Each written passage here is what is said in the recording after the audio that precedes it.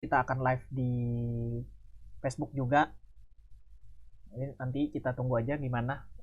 Kita lihat dulu respon dari kawan-kawan yang ada di sini kayak gimana gitu ya. Apakah memang lebih suka live di YouTube atau di Facebook. Nanti kalau misalnya ada waktu lagi kita bakal live lagi untuk tema yang berbeda gitu ya. Terima kasih buat teman-teman yang sudah datang. Halo Mbak Rifna Hartini, selamat datang di channel saya. Terima kasih banyak sudah meluangkan waktunya untuk menonton sharing-sharing kali ini. Dan semoga aja untuk di live stream kali ini ada manfaatnya untuk teman-teman semua yang sudah nonton, baik yang nontonnya secara live maupun juga nonton rekamannya nanti ya. Dan by the way, kalau misalnya ini nanti akan sekalian saya rekam juga untuk dimasukin di channel bukan ya bener channel ya, channel podcast saya. Nanti akan ada versi audionya gitu ya. Jadi misalnya teman-teman kalau males untuk nonton video, ada versi audionya juga nanti akan saya upload insya Allah 1 hari setelah live stream ini selesai. Kenapa kita akan membahas tentang strategi ini? Karena memang ini tema yang lagi rame ya, tema yang lagi rame. Terus juga ada teman di Facebook juga, salah satu teman di Facebook yang pengen dikasih tahu, bukan dikasih tahu ya, gimana ya, mereka punya masalah gitu. Sekarang kan lagi pandemi, terus omset lagi turun-turunnya, gimana caranya gitu ya. Dan saya juga jadi kepikiran gitu loh, oh ya udahlah kalau memang ini yang teman-teman mau untuk dibahas, mari kita bahas sama-sama. Dan disclaimer dulu nih sebelumnya, kalau misalnya saya ini bukan pakarnya di bidang bisnis online segala macem, tapi saya cuman praktik tiap hari gitu ya, karena bergelutnya di situ dan kerjaan saya emang di situ, nggak ada kerjaan lain gitu ya. Jadi ya udahlah, jadi kita sama-sama belajar di sini. Dan strategi ini adalah strategi yang saya terapkan untuk perjalanan bisnis online saya selama ini gitu loh. Jadi kalau misalnya teman-teman mungkin punya strategi yang berbeda, wajar-wajar aja, sah-sah aja, nggak ada strategi yang saklek, nggak ada strategi yang harus sama gitu ya. Jadi kalau misalnya teman-teman punya strategi yang lain gitu ya, mungkin berbeda dengan strategi yang saya sharing di sini, nggak masalah juga. Jadi bukan harus mutlak sama dengan apa yang saya lakukan, tapi teman-teman bisa memodifikasi lah gitu ya.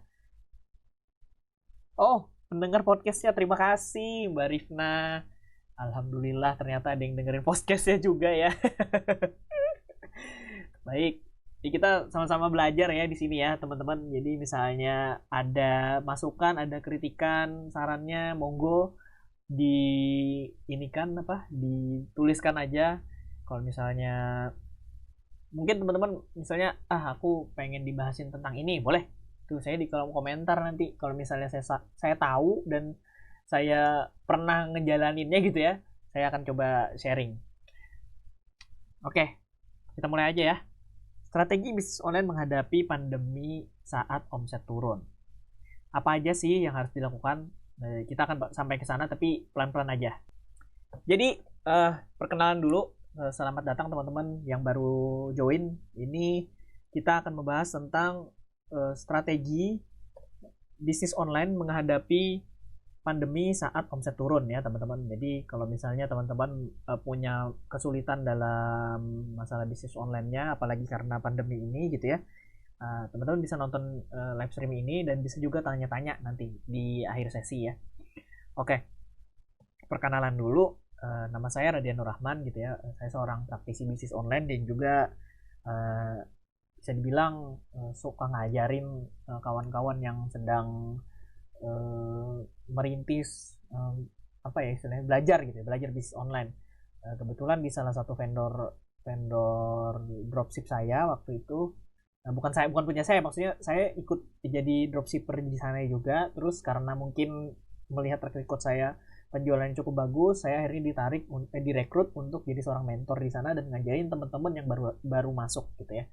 Alhamdulillah di sana banyak ketemu teman-teman baru juga, dan banyak banyak dapat insight baru juga dari teman-teman. Oh ternyata masalah teman-teman tuh begini begini begini, apalagi yang pemula. Jadi tahulah gitu apa aja yang jadi masalah dari mereka. Silahkan teman-teman untuk sebelum kita mulai follow dulu mungkin Instagram saya, mungkin teman-teman yang aktif di Instagram. Saya juga sharing di Instagram, follow aja di @radiannr, atau mungkin di Facebook juga silahkan follow, subscribe, add friend. Foto profilnya yang ini ya teman-teman, foto profilnya yang ini. Kalau misalnya ada foto profil yang lain itu beda lagi, itu akun backup aja sebenarnya. Misalnya teman-teman ada keperluan untuk curhat misalnya di bisnis online, boleh di WA aja ke sini. Ini nomor WA saya, silahkan di WA ya. Tolong sebutkan namanya ya teman-teman, kalau misalnya mau nge-WA jangan langsung, Mas saya mau curhat, bingung ini namanya siapa, cewek apa cowok, taunya dari mana gitu ya. Kalau bisa ditulis namanya dulu, kenalan dulu gitu ya, Mas. Selamat pagi, selamat malam, assalamualaikum, serah bebas aja. Terus bilang nama saya ini dari ini, saya mau curhat boleh Mas gitu. Inilah Pak, formalitas lah sebenarnya, cuman ya kita kalau misalnya nggak saling kenal kan jadi bingung juga saya manggilnya apa gitu ya, mau Mas, mau Mas, mau Mbak, mau Dek, Kak gitu ya. Bingung. Kalau misalnya mau WA, tolong perhatikan jamnya juga ya teman-teman. Kalau misalnya udah di atas jam 10 atau jam 11 malam, gitu udah aja nge-WA-nya, coba WA untuk besok pagi gitu ya.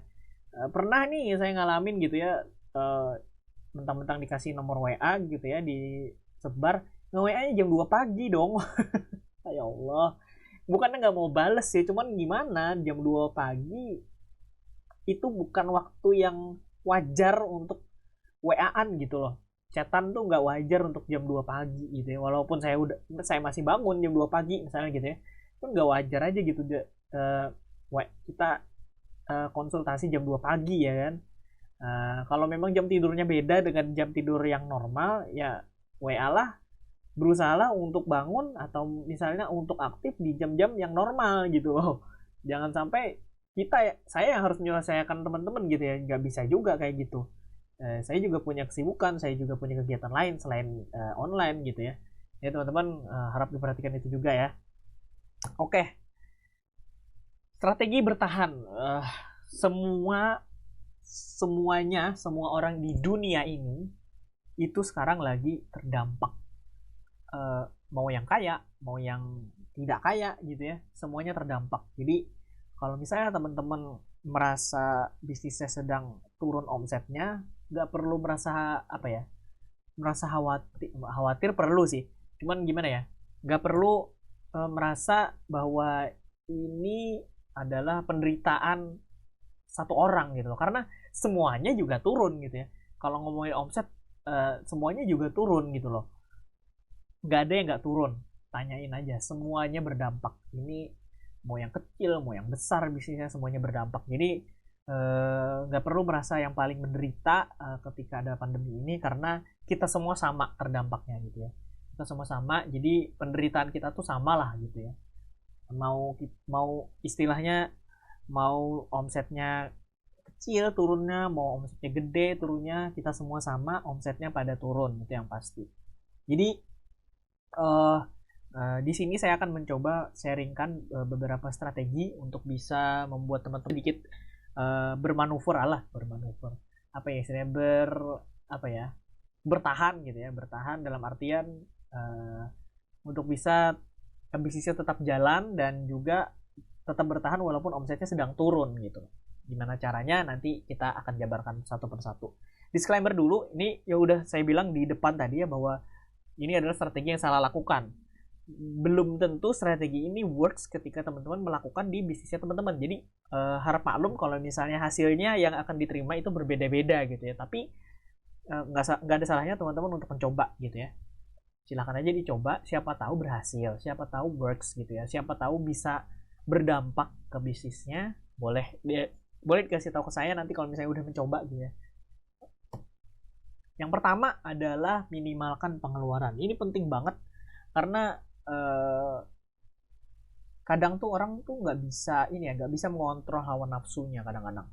Walaupun di tengah pandemi gitu ya, merasa pemasukannya berkurang, tapi merasa kebutuhannya harus tetap terpenuhi, mau nggak mau pengeluarannya itu tetap, tapi pemasukannya justru turun. Nah ini yang salah sebenarnya.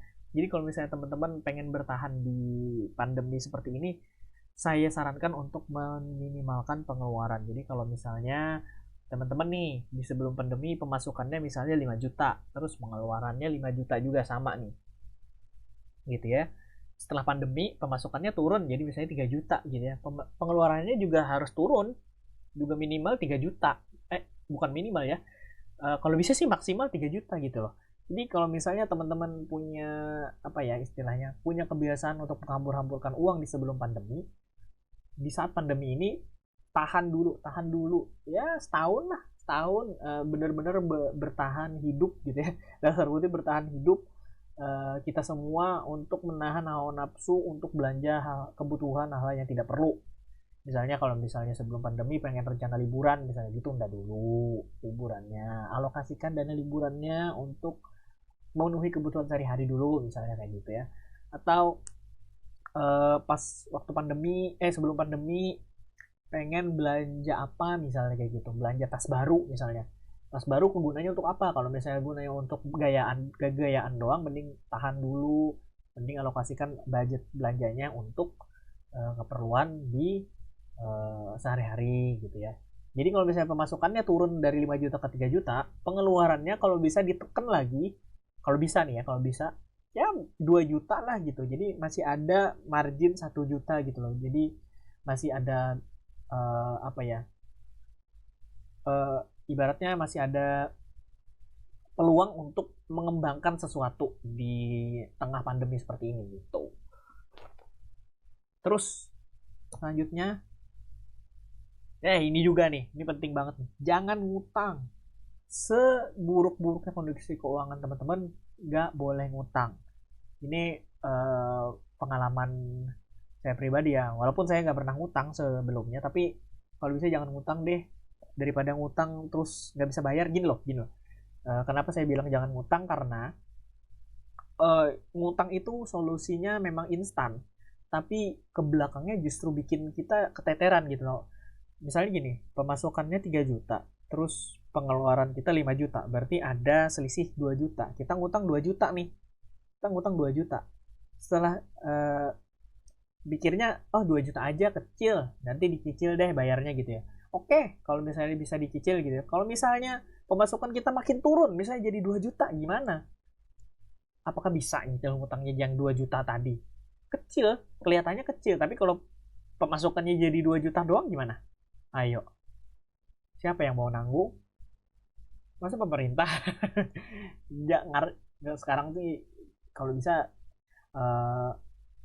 berharap ke pemerintah itu ini aja lah, sekedar ini aja. Tapi yang pasti kita yang tetap berusaha gitu loh. Pemerintah juga berusaha, kita juga berusaha. Jangan kitanya nggak berusaha, ngarepnya sama pemerintah doang. Nggak bisa kayak gitu. Itu harus dua-duanya.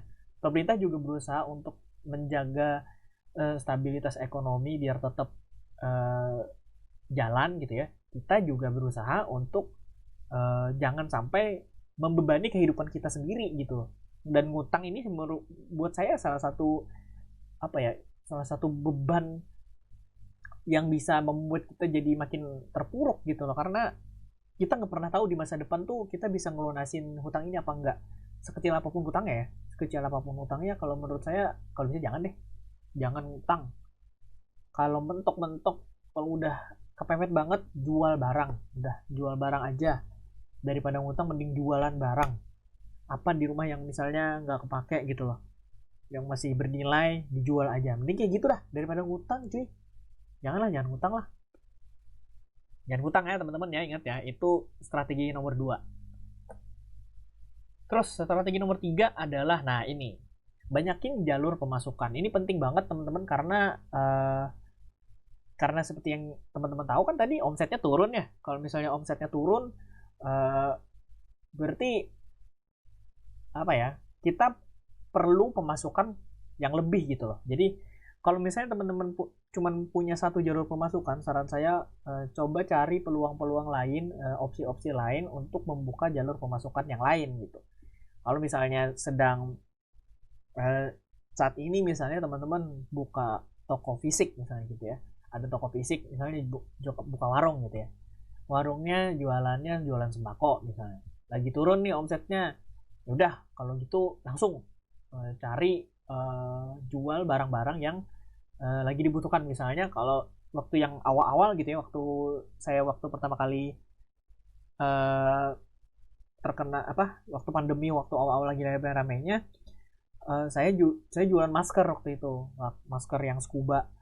Nah langsung tuh memang cash flow jalan jadinya kan, karena itu barang lagi dibutuhin banget tuh, mau kita kasih mahal juga orang juga pada beli gitu ya.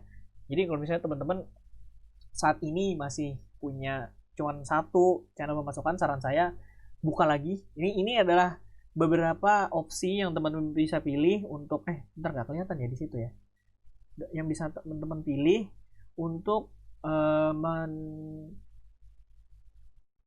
mempunyai jalur pemasukan yang baru. Yang pertama itu jual barang kebutuhan seperti yang saya bilang tadi. Kalau misalnya teman-teman jual sembako, coba jual barang-barang yang lain, hand sanitizer misalnya, atau vitamin, atau masker misalnya, kayak gitu ya. Itu dua hal yang ada barang-barang yang mungkin bisa jadi opsi untuk dijual di toko fisik. Kalau misalnya bisnis online, bisa juga jualan masker online. Saya jualannya maskernya online, nggak perlu ke ini, ke warung-warung gitu ya. Saya cuman sebar di WA gitu ya, sebar di WA. Saya punya dua nomor WA, saya aktifin dua-duanya untuk promosi, dan alhamdulillah banyak yang beli gitu ya. Kalau nggak salah hampir berapa kemarin, 100, hampir 100 kayaknya, 100 pieces tuh kemarin, alhamdulillah. Masker tuh. Eh, Terus apa lagi, jadi konten kreator misalnya. Kalau teman-teman punya hobi. Nah jadi ini berhubungan ya, konten kreator dengan hobi ini saling berhubungan kalau menurut saya. Jadi ketika teman-teman punya hobi, misalnya hobinya misalnya masak gitu ya, ya udah bikin aja misalnya menu resep olahan sederhana misalnya, terus diupload ke Instagram, diupload ke YouTube gitu ya. Memang ini butuh waktu, cuman kalau misalnya teman-teman konsisten ngelakuinnya, dua-duanya ini, hobi dan konten kreator, itu dua-duanya bisa menghasilkan loh teman-teman. Banyak banget teman-teman saya yang jadi dari hobi awalnya, terus hobinya dibikin konten gitu ya, jadi konten kreator kan hasilnya. Terus dari sana dia dapat pemasukan gitu, dari pemasukan dari video YouTube, karena dia upload videonya ke YouTube. Pemasukan dari Instagram, dia dapat klien dari Instagram karena melihat karyanya yang bagus gitu ya.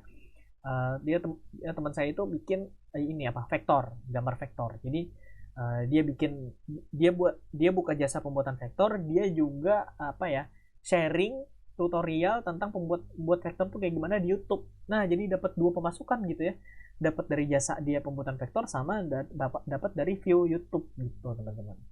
Jadi coba diulik-ulik lagi hobinya apa gitu ya. Selama ini aku hobinya apa ya, dulu aku pernah main gitar misalnya, sekarang coba main gitar lagi. Rekam gitu ya, rekam sambil main gitar, cover lagu apa misalnya gitu ya. Kalau misalnya bisa improve lebih bagus justru, apalagi gitarannya sambil nyanyi, misalnya cover lagu gitu ya bisa. Atau misalnya hobi masak, bikin konten masak, atau review makanan misalnya, hobi jalan-jalan review makanan online misalnya, apa yang ada di GrabFood, GoFood misalnya, review aja, beli satu review gitu ya, pelan-pelan aja. Memang ini butuh waktu, cuman nggak ada salahnya dicoba. Jadi influencer bisa juga, ini kurang lebih sama ya. Kalau misalnya teman-teman punya sesuatu yang sering di-sharing di sana, saya teman-teman sukanya gambar, terus teman-teman gambar di situ, jadi influencer tentang arts, tentang seni gitu ya. Kalau misalnya teman-teman sukanya review kosmetik, jadi beauty influencer gitu ya. Kalau misalnya teman-teman suka nulis, terus kasih tips dan triks menulis kayak gimana, jadi blogger, writer influencer atau blogger influencer gitu ya. Terus affiliate produk digital, ini mungkin peluang yang cukup baru didengar untuk teman-teman gitu ya. Kalau menurut saya sih cukup worth it untuk dijalankan di masa sekarang, apalagi produk digital ya, produknya digital, jadi nggak perlu ongkir segala macem. Cukup dipasarkan secara online juga gitu ya, nggak perlu offline bisa sih, tapi agak agak kurang masuk kayaknya pasarnya di situ. Affiliate produk digital tuh biasanya orang-orang yang memang hobinya online gitu loh. Dan saya juga termasuk salah satu affiliate gitu ya. Jadi kalau misalnya teman-teman misalnya pengen belajar sesuatu, pengen belajar FB Ads, saya ada produknya. Pengen belajar optimasi Instagram, saya ada produknya. Belajar apa lagi, misalnya belajar tentang kemarin tuh ada belajar tentang Canva Mastery, saya jadi affiliate-nya juga. Atau belajar affiliate-nya sendiri, ada juga nanti, tapi tentu belum buka sekarang. Nih kalau misalnya teman-teman uh, jualannya online gitu ya, jualannya online terus uh, satu toko online, terus misalnya tokonya lagi sepi nih, nggak ada yang beli, ya udah bikin toko baru aja, terus jual barang-barang yang kebutuhan yang tadi. Bisa juga kayak gitu kan, itu sama aja ya, sama aja kayak jualan offline yang sembako tadi, terus jual produk yang lain. Terus kalau misalnya teman-teman di online, akun Instagramnya misalnya sekarang lagi sepi pembeli, ya udah coba aja beli, jual produk-produk kebutuhan kayak masker, kayak hand sanitizer, kayak apa tadi, vitamin gitu ya, minuman-minuman herbal kesehatan kayak gitu-gitu. Itu bisa tuh dimasukin ke Instagramnya juga. Eh, Kalau misalnya Instagramnya produknya memang jomplang banget, misalnya produknya kosmetik gitu ya, yang dijual misalnya yang produk yang baru itu produknya produk kesehatan misalnya, agak-agak jauh kan, memang kalau bisa sih dipisah aja akunnya gitu ya. Tapi kalau nggak mau capek ya udahlah gabung aja gitu. Tapi nanti kemungkinan followersnya akan kebingungan, tapi kok tiba-tiba jualan masker gitu ya, kok tiba-tiba jualan herbal, apa nggak jualan lipstick kaki. Nah dari situ kan nanti jadi ada timbul kerancuan gitu ya, ambigu lah gitu. Sampai sini ada yang bertanya nggak? Oh ada nih, Kak, aku pernah baca kalau utang itu dijadiin motivasi buat ngejar target. Eh, ngutang dijadiin motivasi buat ngejar target. Waduh, jangan gitu ya motivasinya ya. Kalau ngutang dijadiin motivasi buat ngejar target tuh ini agak agak terlalu gimana ya? Ekstrim banget kayak. Nggak ngutang pun bisa kok ngejar target, sumpah. Saya aja nih ada target nih, tulis di sini nggak kelihatan sih. Di dinding nih saya tulis target apa aja harus saya lakukan gitu loh. Ya, ada 10, ada 11, ada 10, udah satu udah dikerjain, jadi tinggal 11 gitu ya. Mungkin maksud utangnya di sini ini kali ya, apa, kayak semacam target target pribadi gitu ya. Mungkin bisa jadi ini juga target pribadi nih yang saya tulis nih, bisa disebut ngutang juga kali ya. Bukan berarti utang uang ya. Kalau saya ini bukan utang uang, tapi utang utang konten. Utang konten nih jatuhnya, utang konten. Kalau utang uang jangan deh, jangan, kalau bisa jangan utang uang ya, utang konten aja lah. Lebih gampang dikerjain dan lebih lebih mudah untuk dilunasin gitu daripada utang uang. Masukannya kan berkurang ya. Janganlah, jangan utang uang lah. Sebenarnya aku nggak setuju juga sih sama ngutang. Nah itu dia, benar, berarti kita satu sepemikiran. Soalnya apa ya, kalau saya pribadi tuh orangnya suka lupaan. Jadi kalau misalnya ini pengalaman pribadi ya. Saya kan jualan pulsa juga online gitu ya. Sering tuh ada yang beli isi pulsa gitu ya. Terus karena saya orangnya nggak langsung boleh gitu, boleh ngutang, karena memang yang beli juga orang-orang yang saya kenal gitu loh. Jadi saya agak longgarin dikit lah untuk bayarannya gitu ya. Kadang tuh habis dia ngisi, Kak ngutang ya, iya. Terus udah tuh lupa kan. Terus tahu-tahu dia ngechat kan berapa minggu, Kak utang saya berapa? Ah emang kamu ngutang ya gitu. Sering lupa. Jadi utang orang aja sering saya lupa, apalagi utang sendiri gitu ya. Jadi buat saya tuh utang tuh bukan solusi yang baik lah buat saya. Jadi kalau misalnya uh, kalau mau ngutang, saya nggak mau ngutang gitu loh, mending saya jualan aja sekalian daripada ngutang gitu ya. Lagian orang sekarang tuh butuh butuh uang juga gitu.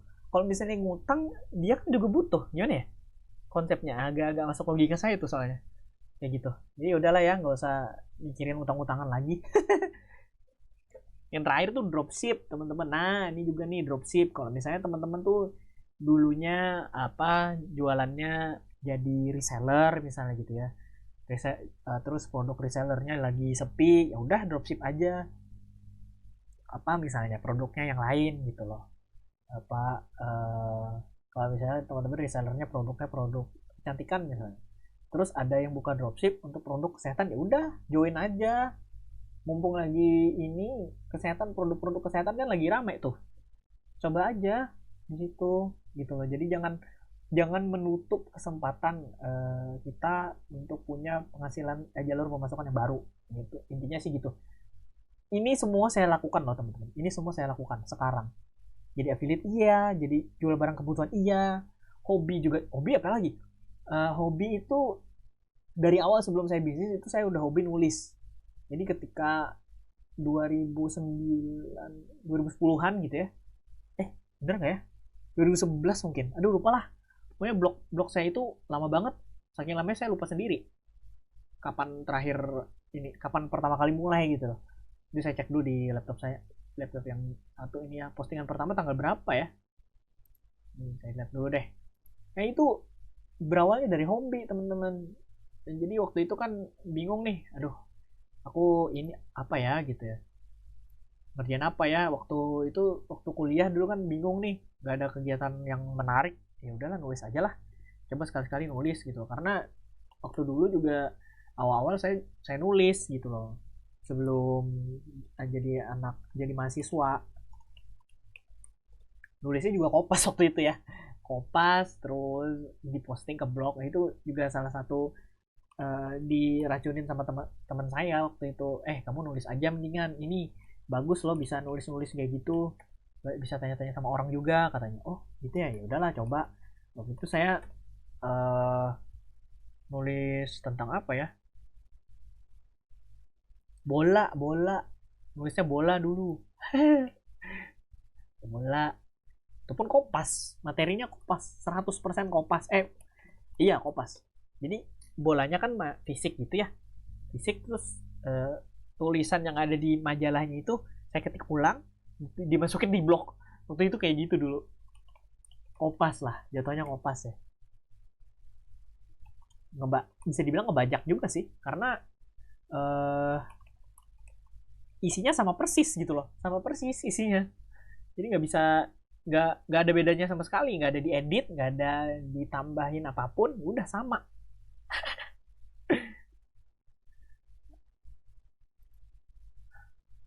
Ya Allah susah banget kalau ini doang, ya udahlah buka aja nih. Salah cok, tar.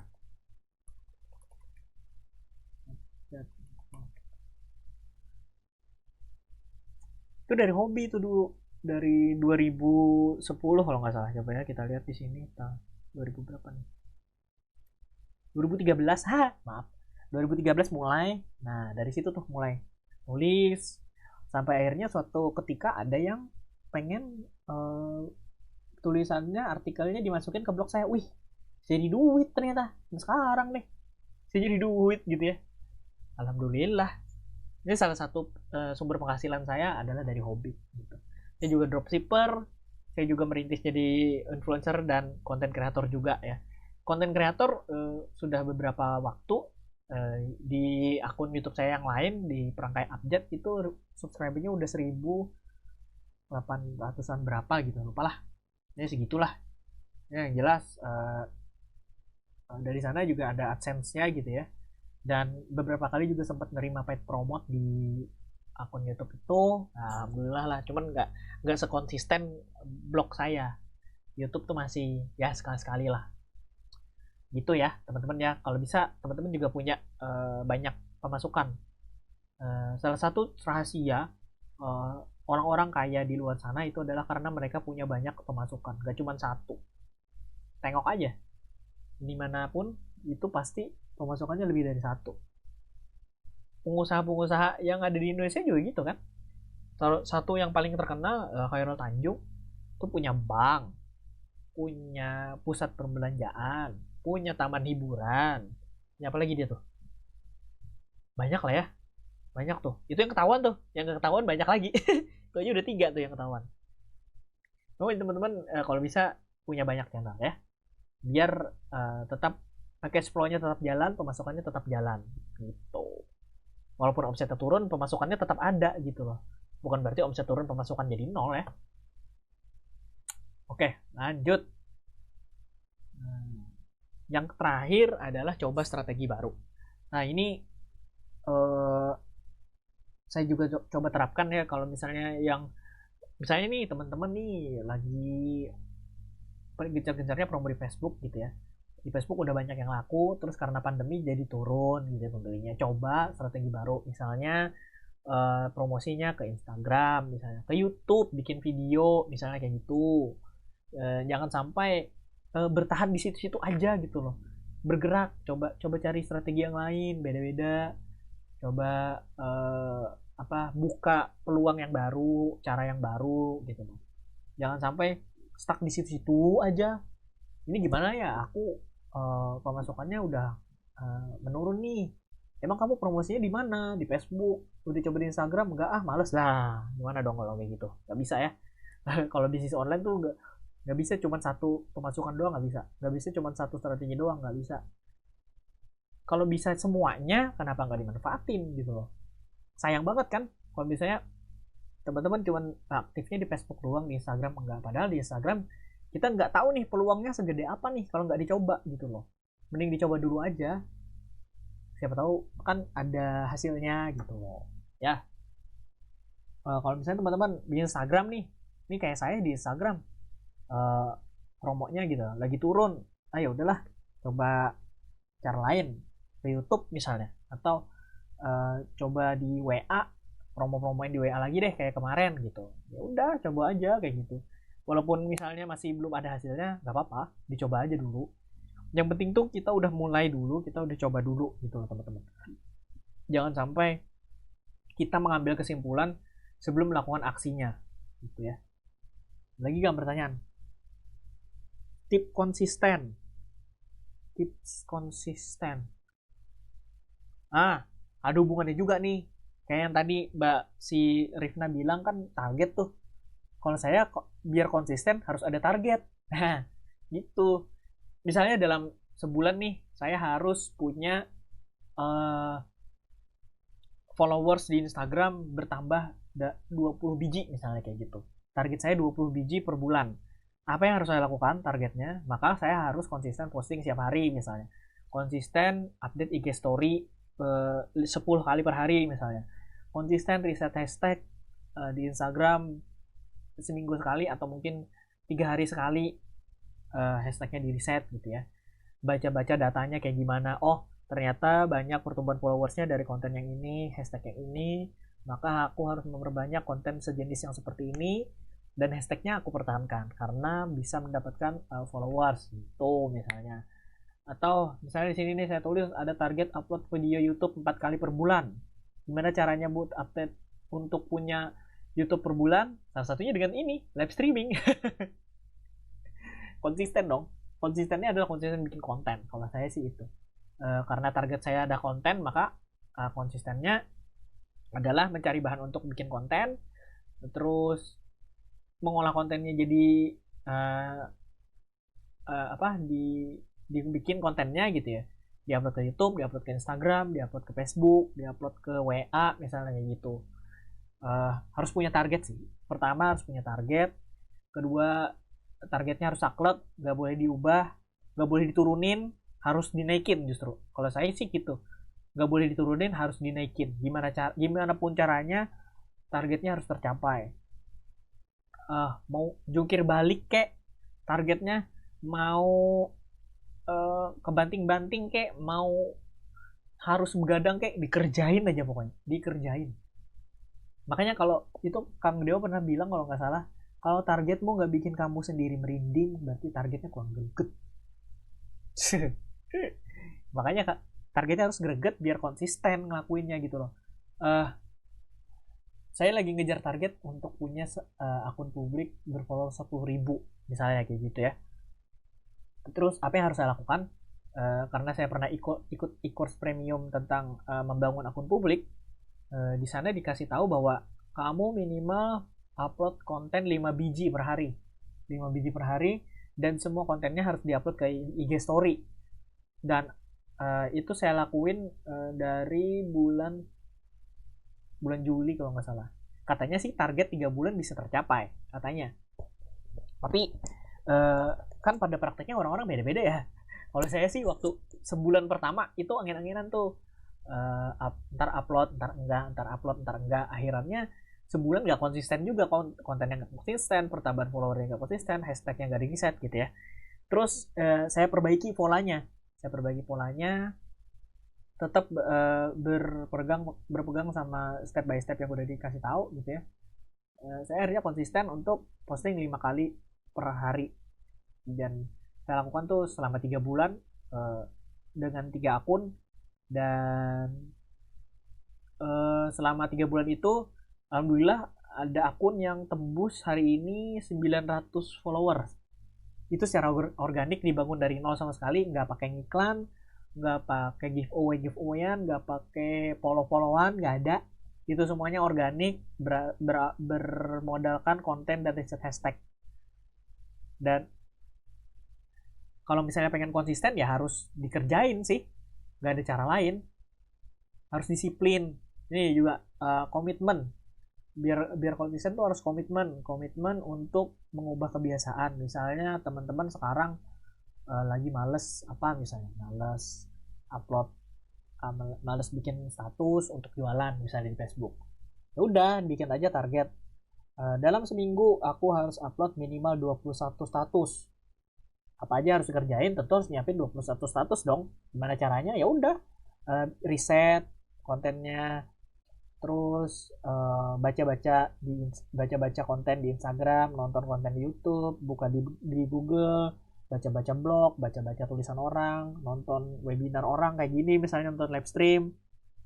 Terus ya udah, dari sana kan muncul ide-ide untuk bikin status tuh. Ya udah, tulis aja misalnya hari ini aku mau update tentang apa, misalnya 3 kali. Itu berarti apa tadi? Tips konsisten, punya target, disiplin, komitmen, terus apa lagi ya, satu lagi ya, action sekarang juga itu yang paling penting sih. Soalnya kalau 3 ini aja nggak ada eksekusinya ya sama aja bohong gitu ya. Mending kalau misalnya udah tahu targetnya apa aja, dan yang paling penting itu cara mencapai targetnya. Kayak saya bilang, yang saya pengen punya akun dengan 10.000 followers, caranya saya udah tahu nih, tinggal lakuin aja konsisten tiap hari gitu. Biar saya tahu targetnya ada di sana, saya pelan-pelan jalan gitu, sehari upload 5, udah gitu aja. Nanti lama-lama bakal ini sendiri kok.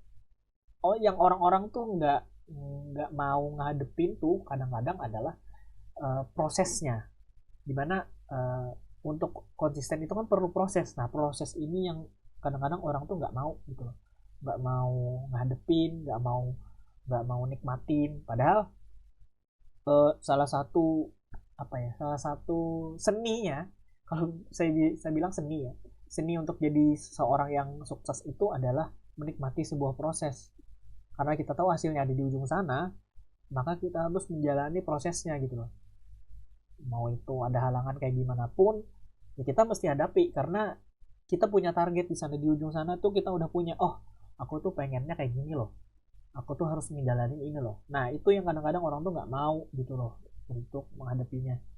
Jadi saran saya sih, kalau pengen konsisten harus siap sama semua resikonya, terutama untuk melawan diri sendiri. Itu paling susah sih, melawan diri sendiri itu paling susah, karena konsisten tuh butuh disiplin, dan gak semua orang mau disiplin, karena disiplin tuh mengeluarkan mereka dari zona nyaman, zona malas. Itu pengalaman saya sendiri ya, ketika harus posting 5 kali sehari itu buat saya berat banget dulu. Apalagi saya punya target 3 akun kan, jadi sehari harus 15. Coba bayangin 15 postingan sekali dalam 1 hari gitu, gimana cara yang bikinnya kan. Tapi karena saya tahu ada target yang harus saya capai, mau nggak mau saya harus gerak gitu, saya harus action, harus disiplin jadinya gitu deh. Jadi tiap pagi tuh atur jadwal apa aja harus dikerjain. Ya, semoga membantu ya Mbak Rifna Hartini. Terima kasih banyak sudah bertanya. Lanjut. Nah, ini pesan saya sebelum kita mengakhiri acara lagi webinar hari ini. Tidak ada masalah yang tidak memiliki jalan keluar. Hadapi dengan berani, bukan menghindar seperti pengecut. Nah, kadang-kadang tuh orang tuh nggak mau ngadepin masalahnya gitu, maunya menghindar mulu. Menghindari masalah tuh justru malah bikin masalahnya tambah gede loh, bukan bikin jadi selesai. Nggak akan selesai. Jadi mesti dihadapi, selesaikan sendiri ya teman-teman. Jangan sampai mengganggu pekerjaan kita, jangan sampai apalagi sampai bermasalah sama orang lain gitu ya. Bermasalah sama orang lain, ya udah selesaikan dari sekarang gitu loh. Jangan sampai bikin orang tuh jadi membesar-besarkan masalah kita, dan di masa depan kita nggak tahu gitu loh, apakah orang ini bakal berurusan lagi sama kita, atau misalnya orang ini justru membantu kita di masa depan yang harusnya membantu kita, tapi karena kita punya masalah sama dia dan masalah kita nggak selesai, justru orang ini nggak mau membantu kita gitu loh. Jadi penghalang rezeki kan gitu ya. Jadi mending teman-teman kalau misalnya punya masalah, yuk hadapi bersama-sama, hadapi dengan sabar, dengan tekun, dan apa ya istilahnya, jangan putus asa lah, jangan putus asa kalau misalnya ada masalah. Semua lagi menderita juga, saya, kamu, dan yang lain juga menderita. Orang tua saya sekarang kan udah 2 tahun jalan buka buka pengisian depo air galon gitu ya. Tahun pertama ramai banget alhamdulillah, karena memang banyak di sana kan kumpulannya mahasiswa gitu ya, kos-kosan mahasiswa, jadi banyak yang beli. Pas pandemi mahasiswanya pada pulang karena kampus kan ditutup semua tuh, kampus sekolah ditutup semua, mahasiswanya pada pulang dong, sepi. Tapi bukan berarti orang tua saya berhenti jualan, enggak, masih jualan sampai sekarang, masih jualan. Kalau orang tua saya aja kayak gitu, apalagi saya dong, ya nggak sih? Kalau orang tua kita aja punya semangatnya yang kayak gitu, apalagi kita yang masih muda, yang masih punya tenaga, masih punya motivasi gitu ya. Apalagi motivasinya gede gitu ya. Jangan sampai masalah yang kecil justru bikin motivasi kita jadi ikut mengecil. Jangan. Harusnya motivasi kita tuh lebih besar daripada masalah kita. Jadi kita bisa ngelawan, kita bisa menghadapi gitu. Ya, jadi motivator nih lama-lama. Oke, apa lagi ya? Nah, mungkin segitu dulu teman-teman. Terima kasih banyak sudah mendengarkan live streaming kali ini. Kalau misalnya teman-teman ada pertanyaan, boleh diajukan ya teman-teman. Udah berapa jam nih aku live? Aku tidak tahu sudah berapa jam. Tuliskan aja di kolom komentar teman-teman kalau misalnya ada pertanyaan, monggo dipersilahkan. Yang ada hubungannya dengan bisnis online ya, terutama kalau misalnya yang beda-beda nanti kita jawab di lain waktu mungkin, atau kita bikin videonya yang baru aja. Jangan lupa di subscribe teman-teman kalau lagi nonton video ini atau dengerin podcast ini, di subscribe channelnya biar dapetin video-video dan episode-episode terbaru tentang bisnis online. Pokoknya nggak akan jauh-jauh deh dari itu. Follow juga Instagram buat teman-teman yang aktifnya di Instagram, follow di Instagram boleh, silahkan. Monggo kalau masih ada pertanyaan, saya kasih waktu 5 menit atau 10 menit deh. Monggo. Terima kasih Kak, sama-sama Mbak Rifna, terima kasih banyak sudah meluangkan waktunya berhadir di live streaming pertama channel ini. Capek juga ya ngomong sejam, Masya Allah. Luar biasa nih orang-orang yang doyan live stream. Untuk orang-orang yang bisa ngobrol 2 jam, 3 jam, nyerocos mulu. Salut. Dan sejam aja masih masih kagok gitu ya. Masih grogi.